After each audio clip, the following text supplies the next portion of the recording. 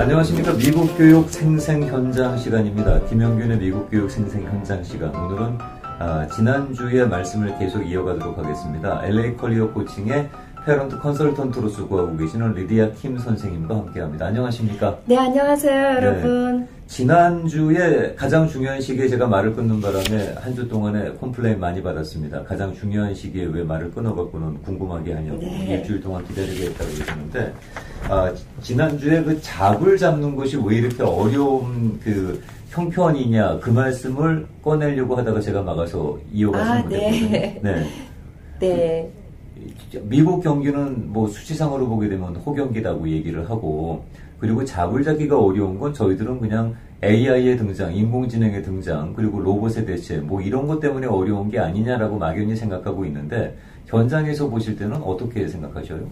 지금 그 미국의 이렇게 실업률이 낮아졌다라고 얘기를 하는데 8%대 뭐 그 정도. 예, 근데 그 낮아졌다라는 실질적인 상황을 갖다 저희가 이제 보고서를 보게 되면은 직업을 아예 갖지 않고 포기하는 경우 내지는 직업을 가질 수 없는 경우까지 합쳐서 실업률이 낮아졌다라고 얘기를 한대요. 그럼 그 얘기는 직업을 가질 수 없는 신체적, 정신적인 상황까지 다 고려해서 그 수치가 나온다는 얘기인가요? 그거를 이제 그 제외를 시킨 거죠. 그러면 그 수치가 적어도 우리가 받아들이기에는 좀 현실적이지 못하다는 그렇죠. 생각인데. 절대 현실적이지 못하고 진짜 현실적으로는 지금 미국의 청년 실업률이 상당히 높고요. 전 세계적인 추세와 마찬가지로 유럽처럼 굉장히 높고요. 더군다나 왜 불안전 고용이나 비정규직 이런 임시 취업 상태가 2016년 9월 경영 컨설팅 업체의 에센셜 그 보고서에 따르면 51%가 넘었습니다. 그리고 진짜요? 네네 51%가 넘었고요. 하물며 이제 미국 연방위원회 정부에서도 이런 이제 조사를 하게 되잖아요.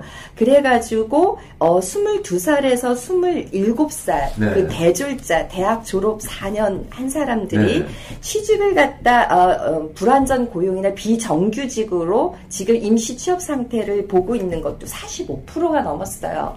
그러니까 경영업체나 미 지금 연방위원회나 지금 거의 비슷하게 보고 있는 거예요. 최소한 50% 전후로 는 되고 있다고 보는 거예요. 고용이라고 하더라도 고용 자체가 불안전 고용이다. 그렇죠.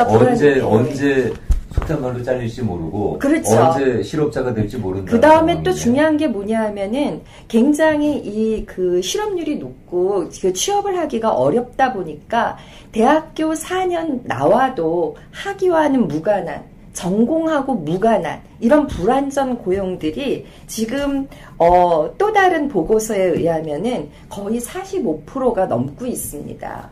그러니까 이게 그래서 정보 수치를 참 우리가 별로 신뢰 안 하는 사람들이긴 하지만 이 통계가 도대체 어떻게 잡힌 거길래 이렇게 현실하고 좀 괴리가 있나 거리감이 있나 그랬거든요.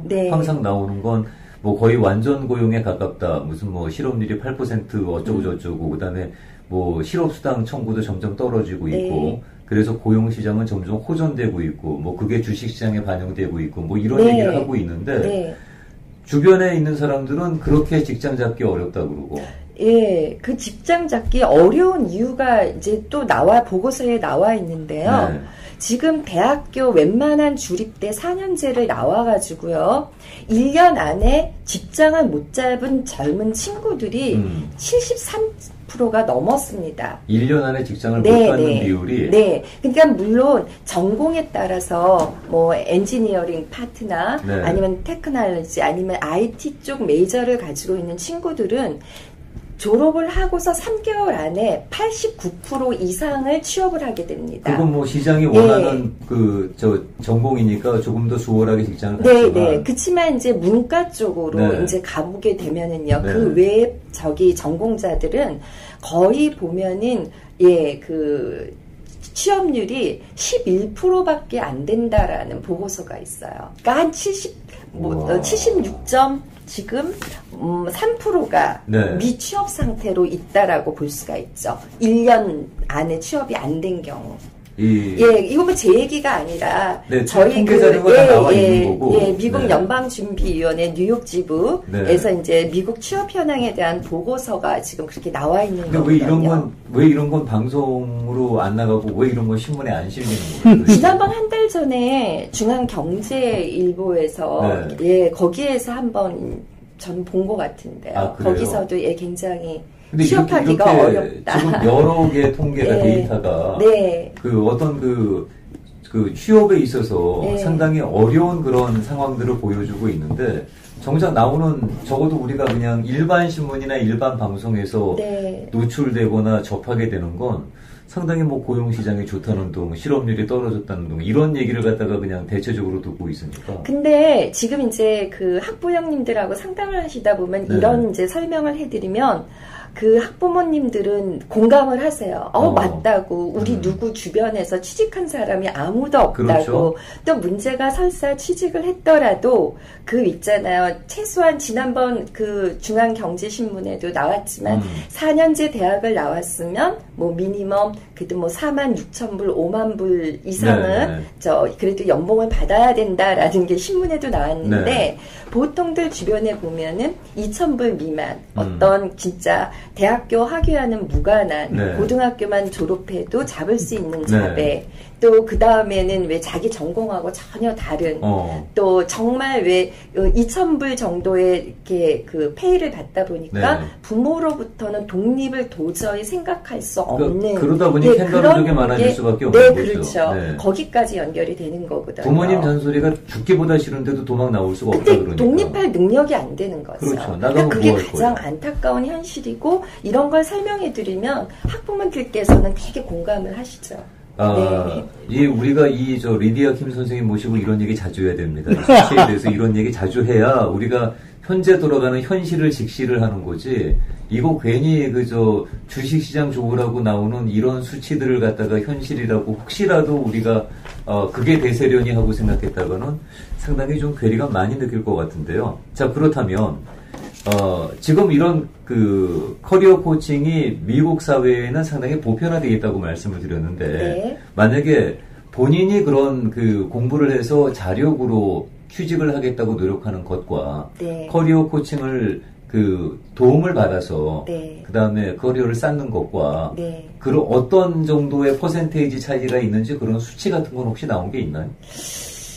그거는 정확하게 잘 모르겠는데요, 아직. 그거는 전체적으로 통계가 잡힌 건 없지만은, 저희가 이제 학생들과 상담을 해보면서, 실제로 보면은, 이제 그런 경우들이 있습니다. 졸업을 하고, 직장을 잡으려고 노력을 하다가, 완전히 언더 인플로이로, 자기 전공이랑 전혀 관계없는 곳에서, 지금 말씀하신 1년 넘게. 자기 학위하고도 관계가 없는, 그런 곳에서 1년 넘게 일을 하다가, 저희를 만나서 다시 상담을 해서, 다음에 훨씬 자기 전공에 맞고 자기 좋은 잡을 잡는 경우들이 꽤 많이 발생을 하고 있습니다. 그 예를 조금 더 보충해드리면, 저희 이제 클라이언트예요. 얼마 전에 지금 이제 4월 달 중반에 저희하고 이제 사인업을 해서 이제 교육을 받고 있는 친구가 있는데 이 친구가 어떤 친구냐면은 이제 버클리 경제학과를 작년에 졸업을 했어요. 굉장히 우수한 학생인데요.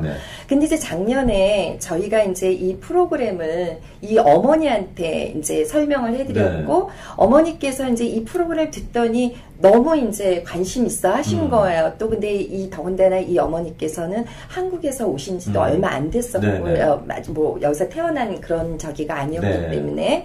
그래서 이제 아들한테 얘기를 했는데, 이제 이 학생이 굉장히 자존심 상해한 거죠. 그렇지, 내가 버클리인데. 그 경제학과인데. 그래서, 내가 스스로 해보겠습니다. 그리고 이거는 엄마는 걱정하시지 않아도 된다고. 그래서 정말 작년 4월에 이제 대학교를 졸업하고 5월에. 그 다음에 진짜 샌프란시스코에서 컴퍼니에 취직을 했어요. 했는데, 이제 어떻게 됐냐 하면은, 무슨 세일직이었대요. 그래가지고, 월급은 한 2,000불 정도. 근데 이제 15% 예, 인센티브로 한 15%. 그러니까 전체적인 걸로 봐서는 뭐 그렇게 적은 돈도 아닐 것 같고. 근데 뭐 못하면 인센티브가 떨어지니까. 그러니까 그리고 가장 큰 일이 뭐냐면은 대학교 4년 나온 친구가 막 나와서 젊은 친구들이 이렇게 세일즈를 잘하기도 쉽지 않고요. 그렇죠. 뭐 인맥이 있는 것도 아니고. 그렇죠. 네. 그래서 뭐 인센티브는 받은 적도 없고요. 그다음 샌프란시스코가 생활비가 얼마나 비싸요. 전국 1위잖아요. 거기가 그 저축하기 제일 어려운 도시 전국에서 1위예요. 네. 그리고 네. 생활비 제일 비쌉니다. 근데 난 도대체 그 도시는 왜 그런지를 모르겠나. 물론 아무리 네, 실리콘밸리가 그렇다 그러지만 실리콘밸리 자체도 지금 해서 남가주로 많이 내려오고 있잖아요. 중국에서나. 네. 그런데도 여전히 옛날 그 값은 그대로 유지하고 있다는 게. 네. 네. 죄송해요. 아닙니다. 네, 그래가지고 이 친구가 정말 1년이 되도록 독립을 할 수가 없는 거죠. 그래서 굉장히 이제 속상해하면서 회사를 그만두고 이제 지난달 중반에 이제 진짜 사인업을 해서 본격적으로 이제 교육을 받기 시작을 했어요. 커리어 그 코칭을 예, 저희 이제 와가지고 그랬는데 마침 이제 사인업하고 한 일주일 있다가 정말 뭐 F라는 아주 커다란 그 인베스먼트 컴퍼니 예, 그 왜냐면 이제 이 친구 개인적인 것 때문에 제가 예, 회사 이름까지는 그렇지만 이제 그 컴퍼니에서 이제 채용 공고가 난 거를 본 거예요.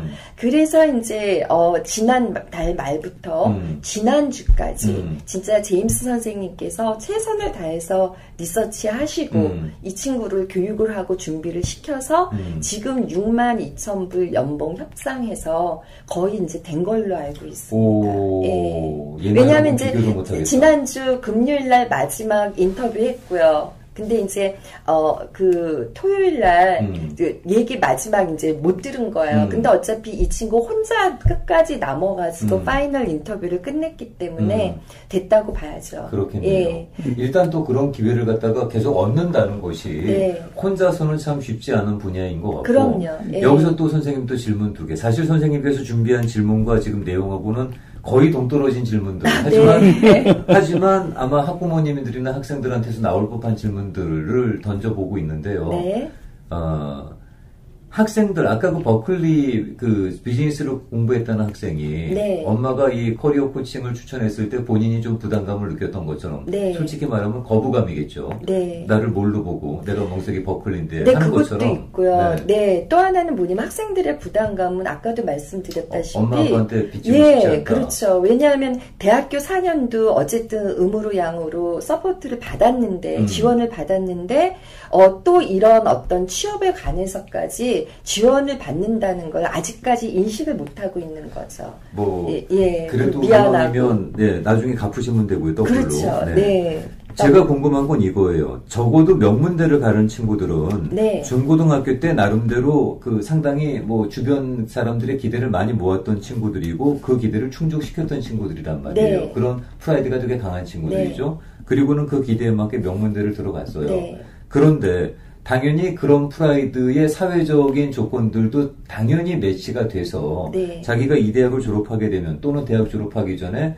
뭐 좋은 조건으로 오파가 오겠지라는 기대를 할 텐데 네. 갑자기 커리어 코칭을 통해서 이런 전략적인 작업이 필요하다는 게 심리적으로 이 친구들한테 공감이 돼요?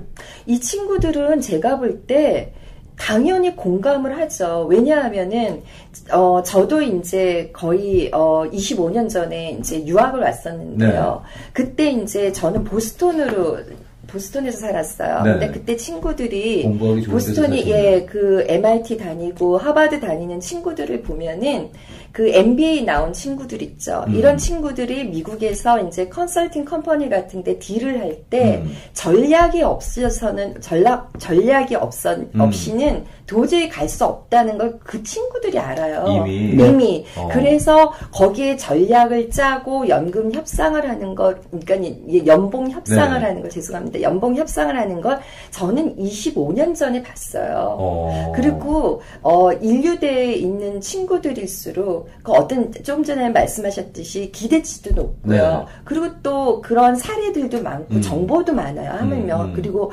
커넥션도 너무 좋고요. 그렇기 때문에 이 친구들은 이미 학교 다닐 때부터 그걸 알고 있다고 저는 보고 있습니다. 그러니까 준비를 하는 학생에 한해서는 예, 충분히 이런 중요성을 알고 있다고 저는 보고 있습니다. 부모님들께서 이 방송을 들으시면 아마 저랑 비슷한 생각을 하셨을 거라고 생각합니다. 그런데 오늘 리디아 김 선생님 말씀 듣고 내 생각이 조금 하자가 있었네라고 생각이 드실 텐데 우리는 그저 그냥 주는 대로 받고 아유 감사합니다. 열심히 하겠습니다. 몸이 부서져라 일하겠습니다. 이런 어떤 수순으로 사회생활을 시작했는데 요새 젊은이들은 그런 면에서는 상당히 명석하네요. 근데 그런 거는 좀 약간 한국의 문화인 것 같아요. 미국에서는 이미 이런 어떤, 왜냐하면 미국의 고용 형태가 그냥 서류 전형과 인터뷰와 그 다음에 연봉 협상은 이 3단계가 가장 중요한 줄거리잖아요. 네네.